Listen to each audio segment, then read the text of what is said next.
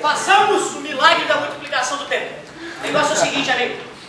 O pessoal já tinha comentado no início da aula, e é inevitável comentar isso, a história do bóson de Higgs.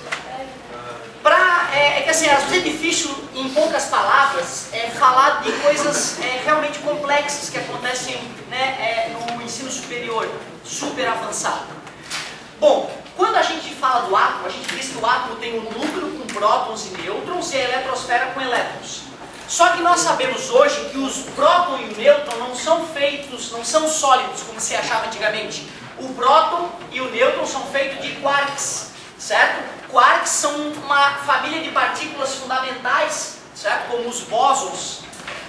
E para poder entender o funcionamento do próton, do nêutron, certo? Do mundo subatômico, físicos foram criando teorias e mais teorias para tentar explicar o que eles viam dos aceleradores de partícula. Lembra que é o acelerador de partícula, né? Tu pega átomos e explode os átomos, e aí espirra partícula para tudo que é lado.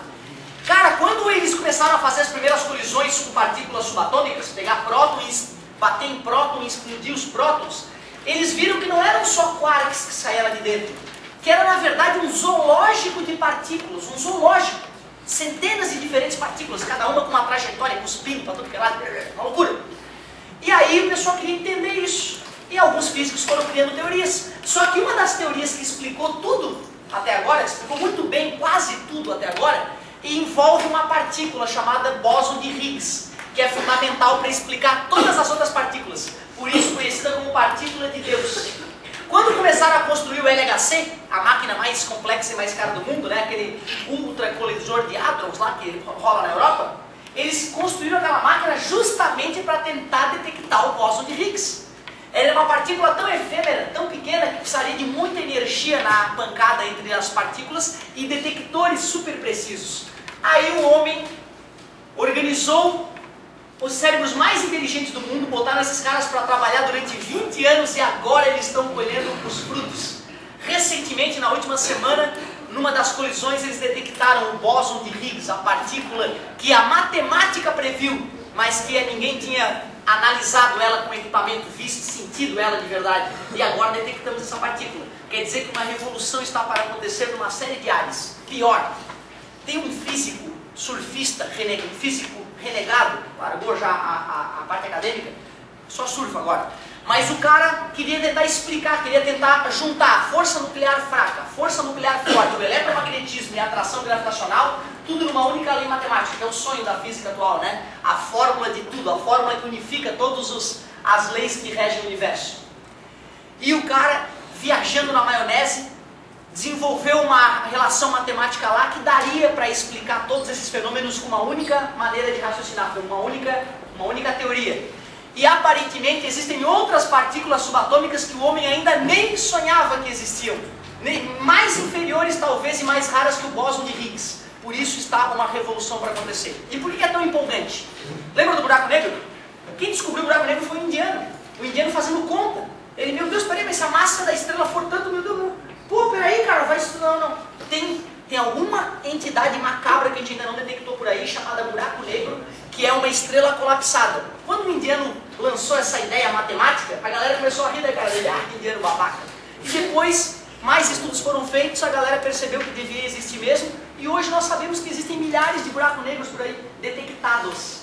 Olha que loucura, a matemática previu algo que de repente foi confirmado na vida real.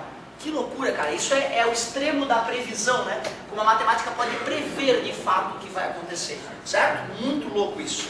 Mas vamos à nossa física super light, super básica, que vai nos levar aos buracos negros, pode ter certeza, para quem quiser. Aliás, ó, não acabou nada, hein? Precisamos de físicos, matemáticos, tá? Precisamos de gente vindo pro lado das exatas para a gente tentar salvar o mundo, beleza, galera? Sem alguns de vocês vindo pro lado da engenharia, da matemática, da física, claro que nós precisamos de advogados, de sociólogos, de psicólogos para atuar os loucos tudo, né? A sociedade atual tem enlouquecido muitas pessoas, né? Porque realmente a vida está muito diferente, muito estressante em alguns casos. Mas nós precisamos de engenheiros. Talvez tu seja o descobridor de mais partículas subatômicas que vai explicar a mente de Deus, a mente do Criador do Universo. Muito bonito, é muito bonito. Galerinha, bora vai! O negócio é o seguinte, gente. O que é isso? Resistência resistência elétrica. Para calcular a resistência elétrica de um resistor, né, eu pego a voltagem que atua nele e divido pela corrente elétrica, nome todo. Intensidade de corrente elétrica. Esta é a definição de resistência elétrica. E o que diz a primeira lei de Ohm? Que os resistores ômicos apresentam resistência constante, ou seja, dobra a voltagem, dobra a corrente. O gráfico V por I dá uma reta. O gráfico V por I, gente. Mas se for o gráfico R por qualquer coisa, a reta fica assim, ó. Resistência constante. Certo? Cuidado, questão da apostila que caiu na prova, né? Questão da apostila que mais uma vez caiu na prova. Se tu fizesse todas as tuas tarefas mínimas, era só notão, hein, cara? Eu não gosto da fórmula assim, tá dividindo, passa multiplicando. Essa é a fórmula sagrada dos circuitos elétricos, amém? Ela é o bicho. Ela e uma pitadinha de consenso resolve quase tudo. Só que o Ohm fez mais um estudo e descobriu que a resistência elétrica de um fio depende do tamanho do fio. Quanto maior o fio, maior a resistência. Da área da seção, quanto maior a área da seção, menor a resistência. E depende da resistividade, que tem a ver com o material. Esta sim é a segunda lei de Ohm. Circuitinho elétrico, grandão, pequenininho. A galera achava que antigamente eram partículas positivas que passeavam no fio. Os opostos, os iguais. Então, no sentido anti-horário, é o sentido convencional. Depois da descoberta do elétron, imagina os caras sonhando com bóson de Higgs naquela época, nem fazia ideia do que ia acontecer. No outro sentido, são os elétrons, a corrente real. Tudo revisão até agora, não é isso? Como é o nome desse equipamento? Amperímetro, porque mede ampere. Voltímetro, porque mede os volts. Tranquilinho, é isso aí. A partir de hoje vai começar a aparecer questões para calcular a potência de equipamentos elétricos, potência, ou então ele te dá a potência e vai te perguntar quanto esse equipamento consome de energia, certo? Aliás, essa parte da física C, da eletrodinâmica, gente, talvez seja a mais aplicável no teu dia a dia. Dá para fazer continha diariamente na tua casa a partir da teoria que eu vou te mostrar agora. Olha só que legal. A ideia de potência, pessoal, é uma ideia muito importante na física. Potência, na verdade, é como tu mede a maneira como a energia é consumida, transformada, perdida com o passar do tempo. Em qualquer área da física, potência é energia dividido pelo tempo. Energia a gente mede como? Joule. Tempo a gente mede como? Segundo. E joule por segundo é o watt. Nós vamos estudar hoje na última aula um pouquinho o watt. Volta. Tranquilo até agora? Nada demais. Só que olha só, vamos voltar um pouquinho. Quando nós estávamos trabalhando com eletrostática, eu te mostrei que energia potencial elétrica pode ser calculada dessa maneira, ó. Bem parecido com a lei de Coulomb, só que não tem o ao quadrado. Parabéns, gostei. Pra galera de casa, ó, tava lá no cantinho, ó. Eu vou precisar daquela coisa ali que é energia potencial elétrica. Quem é o I mesmo, galera? Intensidade de corrente elétrica. Quem é o V?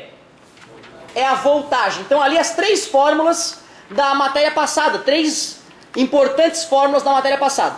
Olha o que eu vou fazer agora, pessoal. Isso que eu estou fazendo, a dedução da potência elétrica, se faz uma vez na vida, uma na morte. Tá? Energia. Peguei a fórmula da energia potencial elétrica. Honesto, né? Energia contém um lugar de energia, sem problema nenhum. Isso aqui é uma divisão de fração. É a primeira vezes. Ou seja, o ΔT vai acabar na parte de baixo ali, junto com o D, né? E eu separei, ó, uma parcela ficou K vezes Q sobre D, e a outra parcela ficou Q sobre ΔT. K vezes Q sobre D, constante eletrostática, vezes carga sobre distância, não é a definição de potencial elétrico? Coloquei V no lugar, voltagem. E Q sobre T, não é I? Intensidade de corrente elétrica? Então eu te mostrei por que potência é energia sobre tempo e se transformou em V vezes I, quando eu estou falando de eletricidade, quando eu estou falando de eletrodinâmica. V de que mesmo? Voltagem. Corrente? É intensidade. Voltagem das tomadas? 220, vou botar 200. Olha, um bom chuveiro, meu querido, um bom chuveiro tem que ter pelo menos 30 amperes passando por ele.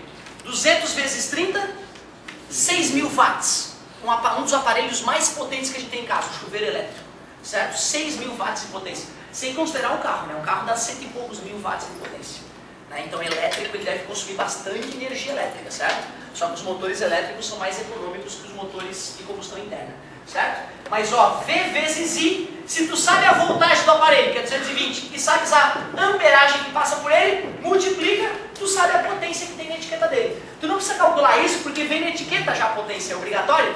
Tem outra coisa que se pergunta muito mais no vestibular, né, do que a potência do aparelho. Aliás, já tinha uma fórmula que era V igual a R, agora eu deduzi para vocês P igual a V vezes I. Isola numa? Isso, então eu peguei essa fórmula e no lugar do V coloquei o que, galera? R vezes I, olha ali, no lugar do V coloquei R vezes I vezes I. Mais uma fórmula para calcular potência. Mais uma fórmula para calcular potência. Não gostei, professor, não tem problema. Pega o V igual a R vezes I, está multiplicando, passa, isolei o I. Pega o P igual a V vezes I, no lugar do I coloca V sobre R, tudo bem? V vezes V,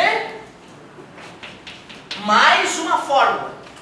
No vestibular eu garanto que eles vão fornecer essa, garanto. P igual a V vezes I. A UFSC tem fornecido essas duas também há anos. Eu acho que está na hora deles tirarem essas duas fórmulas. Porque, gente, se tu tem essa e essa, fala a verdade, é difícil encontrar esta e esta? Não podes achar difícil. Se tu acha difícil esse processo matemático de encontrar as outras duas, vem na assistência. Vamos trabalhar essa parte de álgebra ultra básica para a gente chegar bem no vestibular. Então eu digo que com essa fórmula e com essa, quando elas fazem amor, lembra? Surge aqueles dois filhotinhos, olha que coisa bonita. Beleza? Sabe qual é o problema, amigo? Todo tipo de problema dá para resolver com essas duas. Só que às vezes tu ter essa na mão deixa tudo muito mais rápido. Uf, acabou. Essa aqui não, uf, acabou. É por isso que vale a pena tu ter aquelas duas outras fórmulas na manga. Então eu recomendo. Problema de potência. Já pega e já bota as três do lado. P igual a V vezes I, P igual a R ao quadrado, P igual a V ao quadrado sobre R. Uf, tu vai matar o teu problema muito mais rapidamente. Agora olha só que interessante. A unidade de sistema internacional de energia qual é mesmo? Joule. Falamos sobre isso hoje. É o tal do Joule. Porém, os equipamentos elétricos de nossas casas consomem às vezes milhares de joules por segundo. Aliás, né, Joule... Eu deduzi aqui em algum lugar, aqui ó, onde eu fiz. 1 joule, pessoal, potência é energia sobre tempo, não é isso? Uma energia de 1 joule durante 1 segundo, 1 dividido para 1 dá 1 joule por segundo, é? Então, 1 watt é 1 joule a cada segundo. O chuveiro tinha quantos watts? 6.000 a cada segundo que ele está ligado, ele consome 6.000 joules. Tu imagina se na tua conta de luz viesse a energia usada em joules? Ia precisar de uma conta gigante só para caber os zeros atrás, né? Ou seja, é prático para uma indústria como a Celesc medir em joules a energia que ela vende para as pessoas? Não, é totalmente antiprático. E aí então no dia a dia a gente mede energia de uma maneira diferente e perigosa para confundir o aluno. Olha só.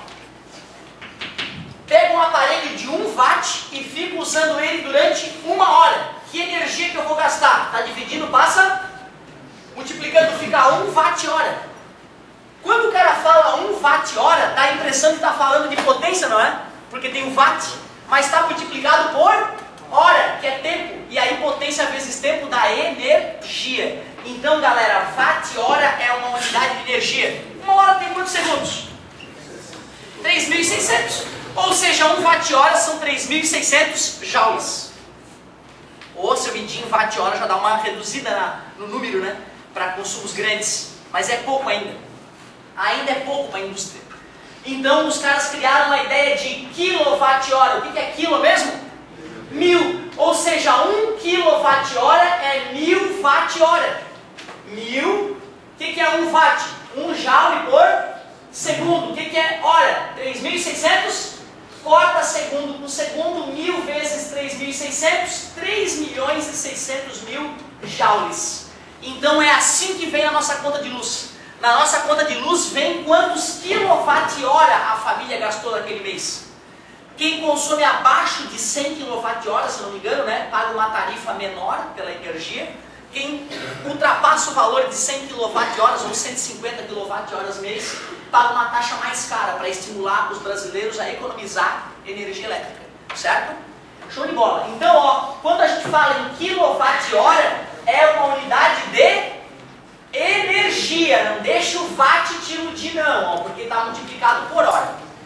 Para exemplificar essas coisas novas, né, que essas fórmulas novas que a gente acabou de ver e esse conceito de quilowatt-hora, eu vou fazer duas questõezinhas bem legais, que são bem esclarecedoras. E vou te passar a tua tarefa mínima, claro.